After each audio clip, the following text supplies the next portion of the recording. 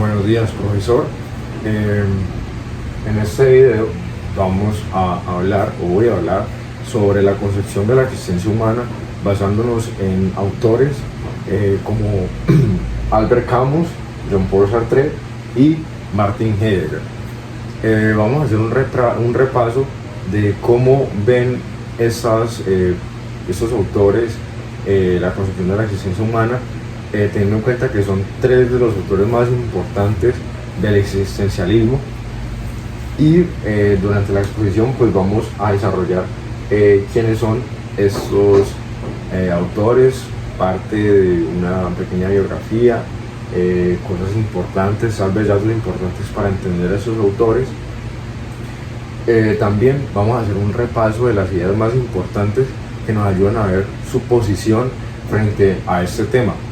Y por último, vamos a dar una conclusión en la cual relacionemos o demos cierre a todas estas ideas presentadas por los tres autores. Este video está hecho con el fin de subir nota en el examen final de filosofía.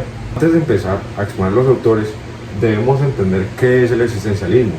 El existencialismo es la corriente filosófica a la que pertenecen estos autores y sus ideas. El existencialismo es una corriente filosófica que pone énfasis en la existencia humana, en la libertad individual, en el significado de la vida. Y una de las ideas que más caracteriza a este movimiento es que la existencia precede a la esencia. ¿Qué significa esto? Lo vamos a desarrollar en un futuro con Jean-Paul Sartre, pero en resumidas palabras significa que primero existimos y después nos definimos. Jean-Paul Sartre, o más bien, o de una manera un poco más simple, Jean-Paul Sartre, fue un filósofo y escritor muy importante entre los años 40 y los años 80. Nace en París, Francia, en el año 1905, hasta su muerte en 1980. Venía o provenía de una familia bastante importante y ciertamente bastante adinerada. Su padre era un oficial naval y su madre provenía de una familia de intelectuales alemanes. Antes de la Segunda Guerra Mundial, Sartre escribe una de sus obras más importantes. Esta se llama La náusea, en la que propone que nosotros somos nauseabundamente libres. Ese concepto en la época de la guerra, justamente durante la guerra, se reafirma. ¿De qué manera? Jean-Paul Sartre es llevado o enlistado en el ejército como meteorólogo y en algún punto de la guerra termina siendo un prisionero de guerra. Lo que pasa es que es algo muy interesante. Se supone que Sartre debería haber cambiado su opinión acerca de que somos nauseabundamente libres, en el sentido de que estaba recluido, no tenía libertad. Lo que pasa es que Sartre piensa algo muy diferente a lo que podríamos concluir nosotros, y es que Sartre propone que aún estando recluido es nauseabundamente libre, ya que aún y siendo un prisionero puede elegir cómo pasar sus días encarcelado. Después, como ya lo dije anteriormente, propone una idea muy importante, y es que la existencia precede a la esencia. Para Sartre, al menos en los humanos, llegamos sin un propósito alguno, pero después de nuestra existencia podemos elegir cuál será nuestro propósito, o más bien nuestra esencia. Y eso es lo que nos diferencia de los demás seres vivos o inertes en la Tierra. Muchos pensarán que esta teoría tal vez no es muy cierta, ya que, por ejemplo, un Dios nos podría dar un propósito, la divinidad nos da el propósito, nos da esa esencia antes de existir, pero esto no es así. Realmente somos nosotros los que somos libres de elegir cuál es nuestro propósito o nuestros propósitos. Para entender esto un poco mejor, vamos a poner un ejemplo, y es el ejemplo de la silla y el carpintero. Imaginémonos que un carpintero quiere crear una silla. Antes de su existencia, la silla ya tiene una esencia predefinida, ya se sabe cuál va a ser su propósito, ya se sabe para qué va a ser utilizada. Y por eso, por lo anterior dicho, se concluye que, por ejemplo, Sartre es ateo. Estando el hombre condenado a ser libre, lleva en sus hombros todo el peso del mundo. Al darnos cuenta de nuestra libertad y darnos cuenta de que realmente no tenemos que seguir un solo propósito que está definido para el resto de nuestras vidas, tenemos la libertad de elegir qué vamos a hacer con nuestras vidas. Y esto es ciertamente preocupante para nosotros mismos, porque debemos hacer decisiones con nuestras vidas. Y de aquí sale la angustia. Esa angustia por cómo vamos a hacer uso de nuestra libertad. Conforme vamos avanzando en nuestra vida, hacemos decisiones. Sí o sí debemos hacerlas, debemos tomar decisiones a lo largo de nuestra vida. Decisiones como a qué universidad quiero entrar, qué materias qué carrera quiero elegir, quiero tener una familia, quiero viajar a un país o a otro, entre otras. En medio de eso nos encontramos con angustia, pero al tomar decisiones podemos llegar a un punto de calma. En ese punto de calma o en estas decisiones muchas veces nos encerramos en la rutina. En la rutina ya tenemos decisiones predefinidas para un futuro, y ese es el problema. Sartre ve eso como un problema, ya que si caemos en la rutina tenemos un gran problema, ya que realmente no estamos disfrutando de nuestra libertad, por lo que no podemos caer en ese problema. La manera de superar el problema de la rutina es justamente mediante la angustia. Sartre propone que realmente no debemos ser una angustia muy baja, porque realmente no cambiaríamos nada, pero tampoco una angustia extremadamente alta, ya que con ella sería prácticamente el mismo resultado que tener poca angustia. Debemos tener suficiente angustia como para sentir la necesidad de hacer uso de nuestra libertad. Después, somos lo que hacemos con lo que hicieron de nosotros. Aquí esta frase debemos entenderla de la siguiente manera. Cuando llegamos a la vida, tenemos diferentes circunstancias que no podemos elegir. Por ejemplo, una de ellas puede ser mi género. Soy del género masculino y biológicamente realmente no lo puedo cambiar. Una manera de explicar esto o darle forma es mediante lo siguiente, y es la facticidad y la libertad. Son dos conceptos que se complementan mutuamente. Ahora, con eso tomándolo en cuenta, mi facticidad, por ejemplo, es que soy hombre. Es mi condición, se podría decir que es mi condición. Pero a partir de mi facticidad sigo siendo libre. Eso lo vemos justamente en el ejemplo de cuando Sartre fue enlistado en el ejército. Por más de que él fue recluido o se volvió un prisionero de guerra, la cual era su condición o su facticidad, él tenía la opción de ser libre y de elegir qué hacer después en medio de esa condición que tenía. Lo mismo podría pasar en una persona la cual no se identifique con su género. Por ejemplo, su condición es, como ya lo sabemos, su género, pero a partir de ahí puede elegir cómo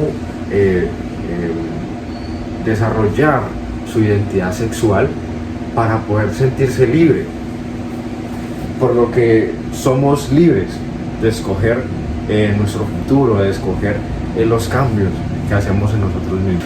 En medio de la práctica de esos principios o esas teorías propuestas, Sartre nos dice que existe también la mala fe, y la mala fe es una forma de mentirnos a nosotros mismos, ya sea negando la libertad, nuestra libertad o nuestra facticidad.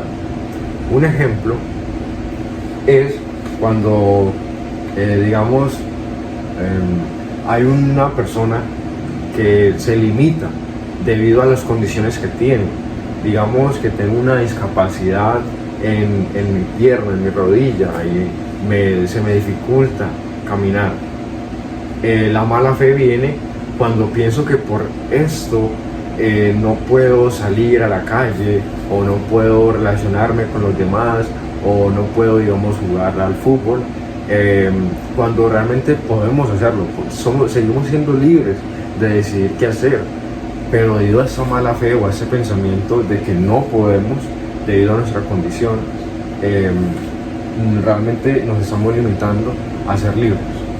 Bueno, entonces ahora vamos con Martin Heidegger, en el cual vamos a utilizar una de sus obras más importantes, Ser y Tiempo, como la base para posteriores argumentos sobre su concepción sobre la existencia humana o la vida humana. Este autor nace en el año 1889 en Meßkirch, Alemania. Es de los el más longevo de sus tres autores, ya que muere en el año 1976, y se considera uno de los autores más importantes del siglo XX, o por lo menos de los últimos 60 años. Una de sus mayores influencias en su filosofía es el filósofo de la fenomenología, Edmund Husserl, el cual era profesor en una universidad, en la cual justamente Martin Heidegger, a temprana edad, en sus 20s, llega a ser el profesor sustituto de Edmund, por lo que conoce como su gran referente. Y bueno, años más tarde, cuando Edmund Husserl deja de ser profesor, deja de la docencia, pues él termina siendo el profesor principal de la clase. Y una de las cosas importantes, o que vemos que son muy interesantes de este autor, es que en el año 1933 Heidegger se afilia al partido nazi, coincidiendo justamente con la llegada de Hitler a la Cancillería de Alemania.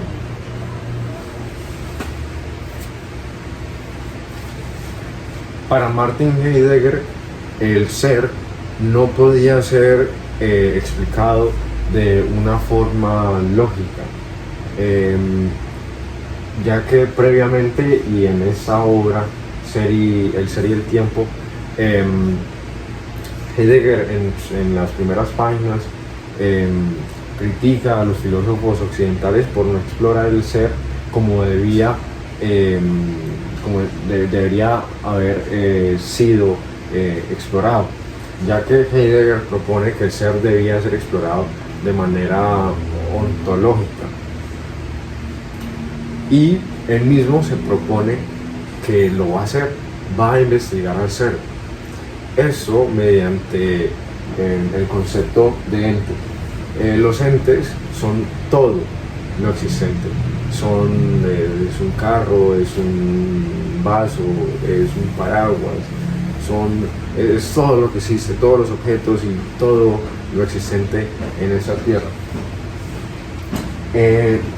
El ser no puede ser explicado como un ente, ya que Heidegger lo dice, y es que no podemos preguntarnos qué es el ser, ya que al decir que nos estamos refiriendo al ser como un objeto, por lo que el ser no es un objeto.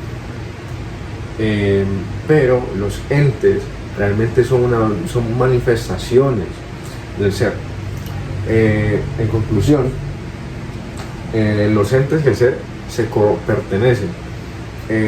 Realmente el ser no es un objeto o algo en concreto, por lo que el ser realmente explica todo lo existente. Algo que resalta Martin Heidegger es que el único ente que reflexiona sobre el ser es el ser humano, somos nosotros, es el hombre, por lo que Martin Heidegger decide darle el nombre de Dasein. Cuando vamos a explicar el tiempo, nos encontramos con diversas similitudes de ideas para llegar a ciertos puntos con Jean-Paul Sartre, ya que Sartre justamente tiene grandes influencias por parte de ese filósofo. Pero bueno, en cuanto al tiempo, al nacer se nos arroja un mundo lleno de posibilidades, y a partir de ese mundo lleno de posibilidades también nos encontramos que está determinado o diversas circunstancias están marcadas por un tiempo pasado, por acciones del pasado. Pero sin embargo, a partir de esas circunstancias del pasado, debemos elegir bajo nuestra propia libertad, se podría decir, relacionando con Sartre, desarrollarnos a partir de nuestras decisiones. Y aquí viene la diferencia con Sartre, es que Martin nos dice que debemos desarrollarnos a partir de nuestras decisiones. Estamos complementando teorías,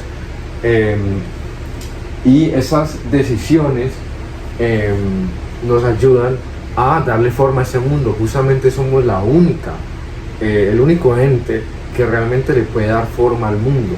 Y aquí pues también suponemos o vemos como que esa fascinación de Martin con el hombre, ya que nos propone como la única especie o el único ente realmente que puede cuestionarse o reflexionar sobre el ser, y además somos los únicos que podemos cambiar o que podemos darle forma al mundo. También algo ciertamente parecido con Sartre. Y ahora vamos con el Dasein. El Dasein está orientado al futuro, somos lo que seremos. Al estar orientados al futuro y a ser los únicos capaces de cambiar el mundo, estamos abiertos a una infinita cantidad de posibilidades o de decisiones que podemos hacer para cambiar nuestro futuro. Pero realmente en medio de todo esto puede sonar muy bien, pero el problema es que tenemos un limitante, y este limitante es la muerte, la máxima expresión del paso del tiempo, por lo que debemos tenerla en cuenta, ya que con eso nos damos cuenta que tenemos una cantidad limitada de decisiones y debemos aprovecharla, según Heidegger, teniendo una experiencia lo más auténtica posible. Y a partir de esto vamos al siguiente punto, y es la experiencia auténtica o la vida auténtica. ¿Cómo podemos explicar la experiencia auténtica? En diferentes puntos de nuestra vida tenemos diferentes grados de autenticidad. Siempre debemos procurar tener el mayor grado de autenticidad posible. La autenticidad se resume en la reflexión independiente, las conclusiones que hacemos por nosotros mismos, nuestras ideas, nuestras propias ideas. La experiencia no auténtica significa sacar conclusiones basándonos o copiando diferentes reflexiones o teorías de nuestro entorno. Más bien, digámoslo de una manera un poco más sencilla, es como seguir una moda. Eso significa no ser auténtico. Ahora, realmente no somos 100% auténticos. No podemos ser 100% auténticos porque somos una mezcla de diferentes autenticidades, se podría decir, pero aún así debemos procurar ser lo más auténticos posibles.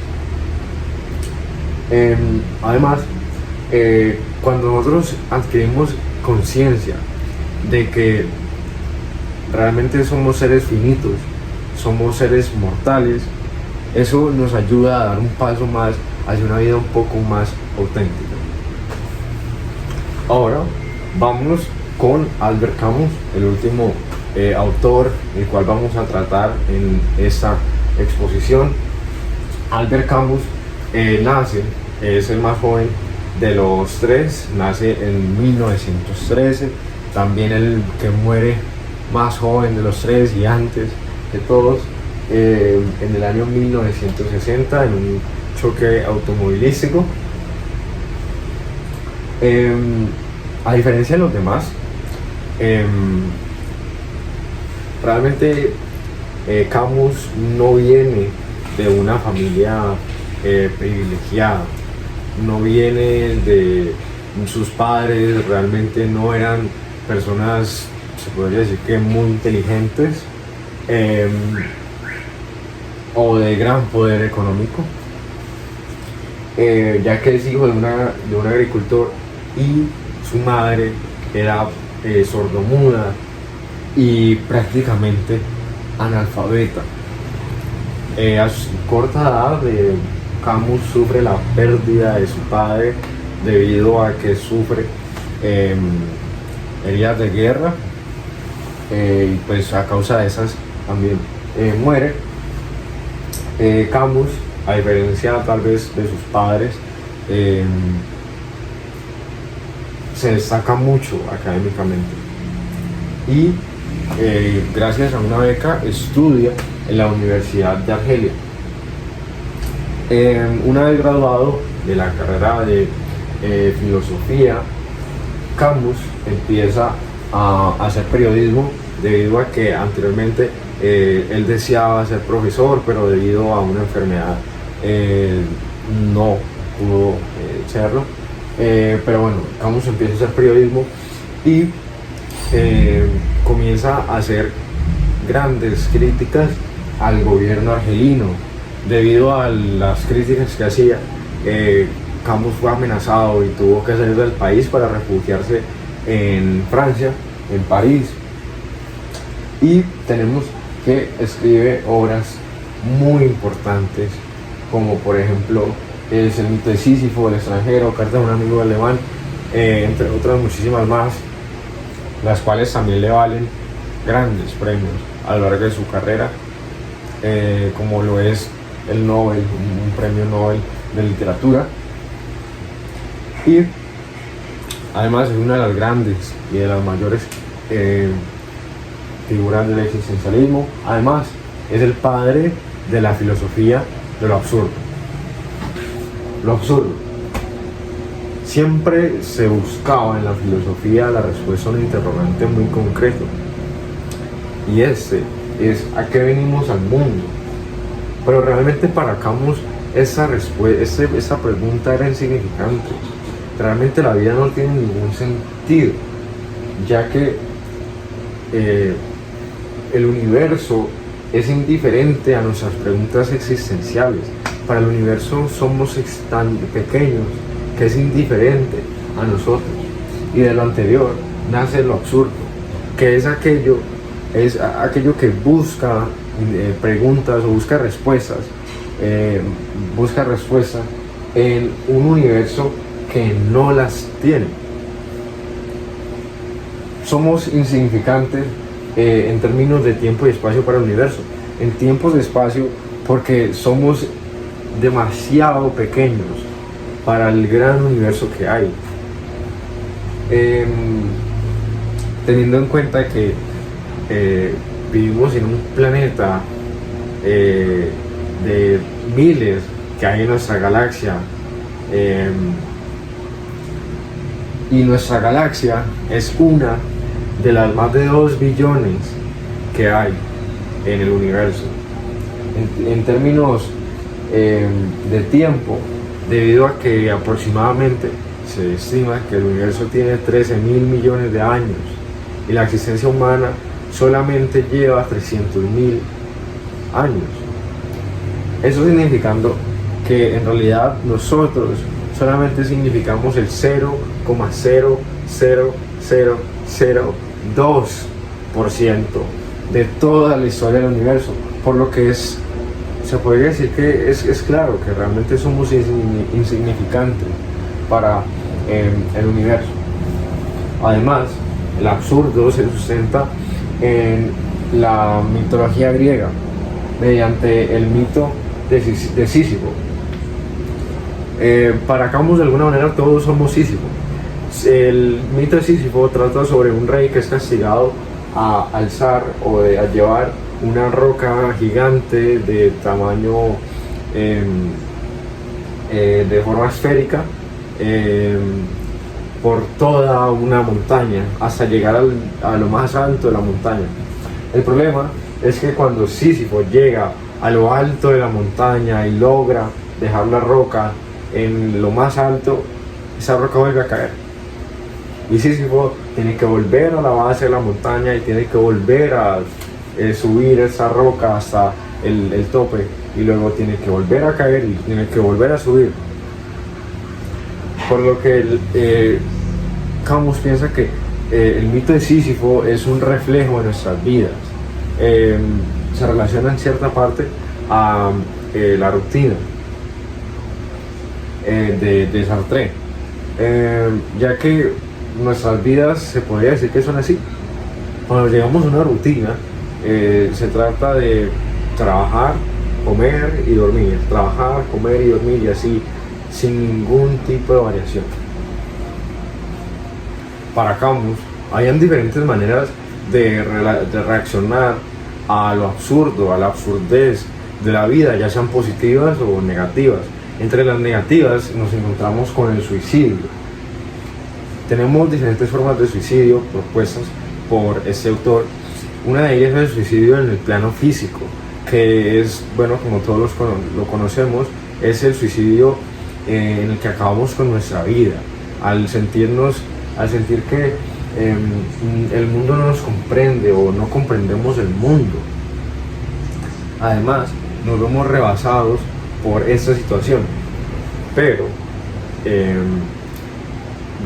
nos encontramos después con otro tipo de suicidio muy interesante, y es el suicidio filosófico, el cual surge en la esperanza puesta en los mundos metafísicos,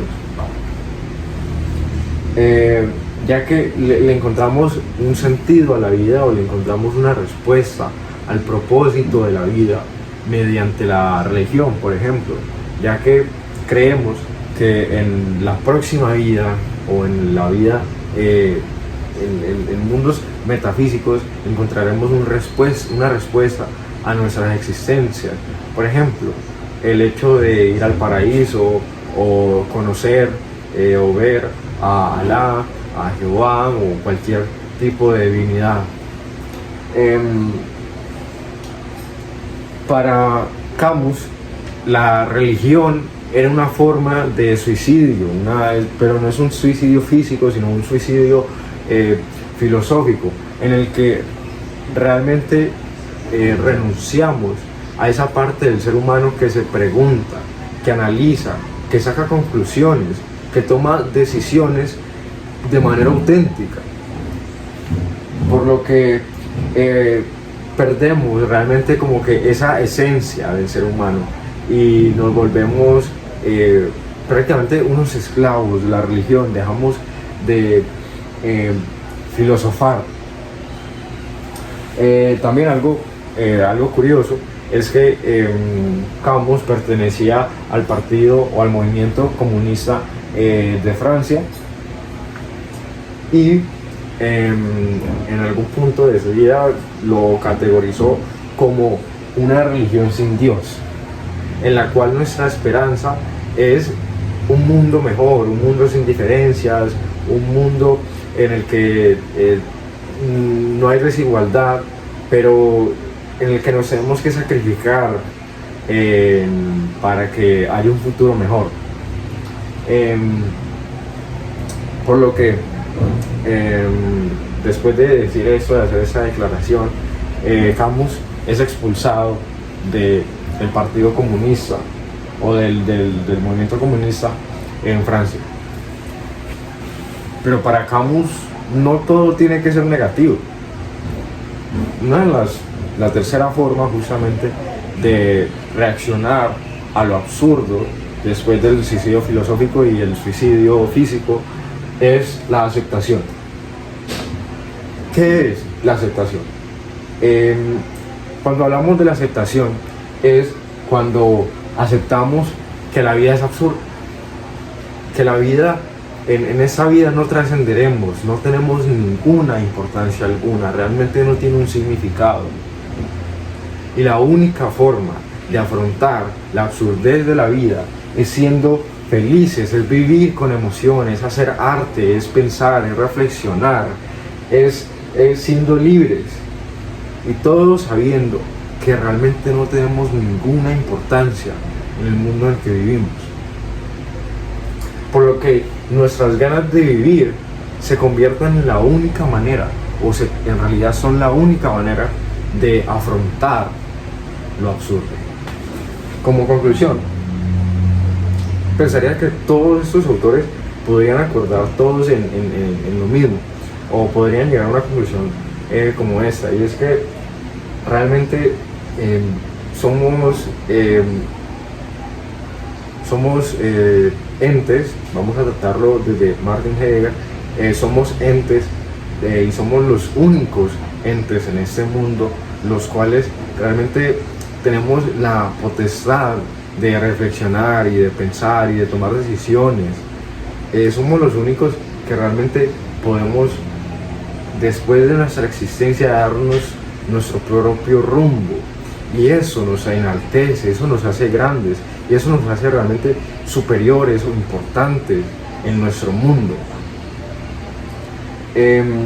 Todos abordan el hecho de tomar la vida desde la libertad y desde no regirnos por una rutina, sino que más bien ser libres. Estamos condenados a ser libres y debemos hacer uso de nuestro tiempo para disfrutar nuestra libertad y ser lo más libres posibles. Incluso Camus le da como este tono alegre, entre comillas, o se puede decir que alegre, a la vida. Debemos ser nosotros, debemos darnos nuestro propio camino, no nos debemos regir por ninguna ideología, no podemos ser poco auténticos, porque eso nos quita nuestra esencia. Y además debemos tener en cuenta nuestras propias limitaciones, pero a partir de ellas trabajar. Por lo que realmente después de esto me llevo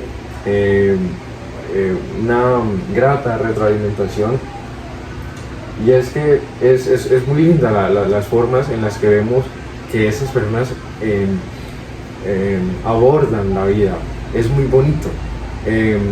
Por lo que bueno, le doy muchísimas gracias a usted, profesor. Espero que haya visto el video completo, ojalá, no creo, y ojalá me ponga un 4 o 5 en el examen final. Y bueno, muchísimas gracias.